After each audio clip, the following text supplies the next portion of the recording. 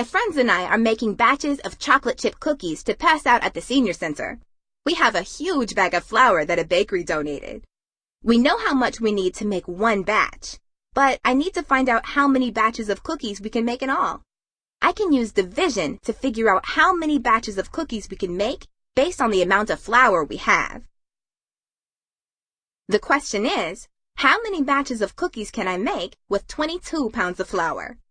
I can divide what we need into what we have to see how many batches of cookies we can make. We have 22 pounds of donated flour. I need 0.8 pounds per batch. So I need to divide 22 pounds, which is my dividend, by 0.8 pounds per batch, which is my divisor. I can also set up this problem as a fraction, 22 over 0.8. This will make it a little easier to solve. Now I'll rewrite the fraction as an equivalent fraction with a whole number denominator. 22 times 10 is 220. 8/10 times 10 is 8. Now I have the fraction 220 over 8. This fraction is still pretty big, so I can simplify it some more before I divide. What is the greatest common factor that I can use to simplify this fraction? 2, 4, 6, 8. The answer is 4. I can divide the numerator, 220, by 4 to get 55, and then divide the denominator, 8, by 4 to get 2. Now I have 55 over 2. I can write that as a long division problem. 55 is the dividend and 2 is the divisor.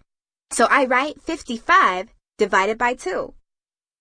I know 2 goes into 5 2 times, so I write the 2 above the tens place of the dividend. Then I multiply 2 times 2, which equals 4.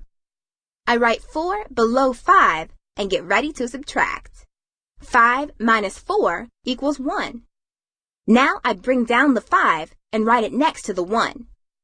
How many times does 2 divide into 15? Is it 6, 7, 8, or 9?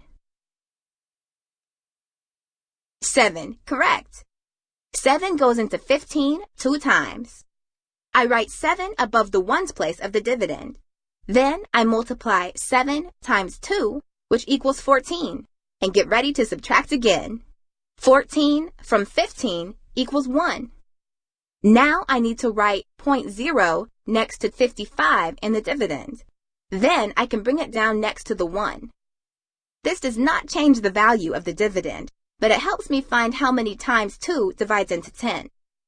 10 divided by 2 equals 5. First, I place a decimal point after 27 in the quotient, and then I write 5 above the tenths place of the dividend. When I multiply 5 times 2, I get 10. Then I subtract to get 0, so there is no remainder.